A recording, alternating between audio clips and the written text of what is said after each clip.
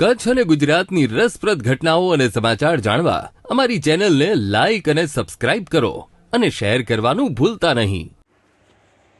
પશ્ચિમ કચ્છ જિલ્લામાં છેલ્લા કેટલાક સમયથી બુટલેગરો પર પોલીસની કાર્યવાહી જોવા મળી રહી છે.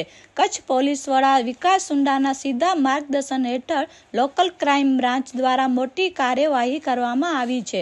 એલસીબીને બાતમી મળી હતી કે કચ્છનો લિસ્ટેડ બુટલેગર યુવરાજસિંહ જાડેજા અને તેના સાગરીકો ગેસ ટેન્કરની આડમાં ઇંગ્લિશ દારૂનો જથ્થો છુપાવીને લઈ જઈ રહ્યા છે. ત્યારે માંડવીના કોડાઈ નજીક તલવાણા પાસે વોચ ગોઠવી ગેસ ટેન્કરને ઊભું રખાવી તપાસ કરતા ગેસ ટેન્કરની આડમાં લઈ જવાતો દારૂનો મોટો જથ્થો પકડાયો છે.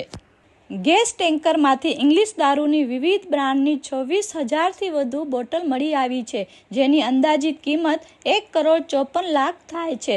સાથે 10 લાખની કિંમતના ગેસ ટેન્કર પકડાયો છે. આમ કુલ 1,64,00,000નો મુદ્દામાલ કબજે કરવામાં આવ્યો છે. દારૂના જથ્થા સાથે 3 આરોપીઓની અટકાયત કરવામાં આવી છે.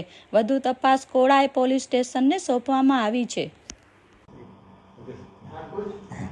કચ્છ જિલ્લામાં ચાલતી ગુનાહિત પ્રવૃત્તિઓ ડામવા માટે જે અત્રેના રેન્જ આઈજી શ્રી ચિરાગ કોરડિયા સાહેબ અને એસપી શ્રી વિકાસ સુંડા સાહેબ દ્વારા અવારનવાર પોલીસ સ્ટેશનોને અને જુદી જુદી એજન્સીઓને જે સૂચનાઓ આપવામાં આવતી હોય છે અને એ અનુસંધાને કાર્યવાહી ચાલતી હોય છે. અને એ અનુસંધાનમાં છેલ્લા 2 દિવસમાં કચ્છ જિલ્લાની પોલીસ દ્વારા ખૂબ જ નોંધપાત્ર કામગીરી કરવામાં આવેલી છે.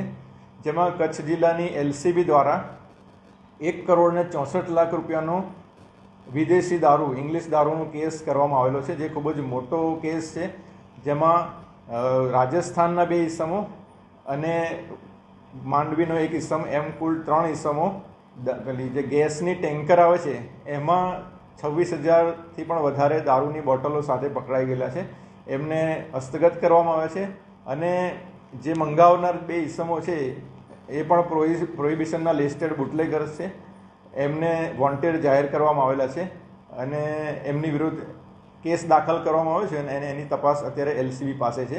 આ એક બહુ મોટો 1,64,00,000 મુદ્દામાલનો જે પ્રોહિબિશનનો કેસ કરવામાં આવેલો છે કચ્છ જિલ્લાની એલસીબી દ્વારા.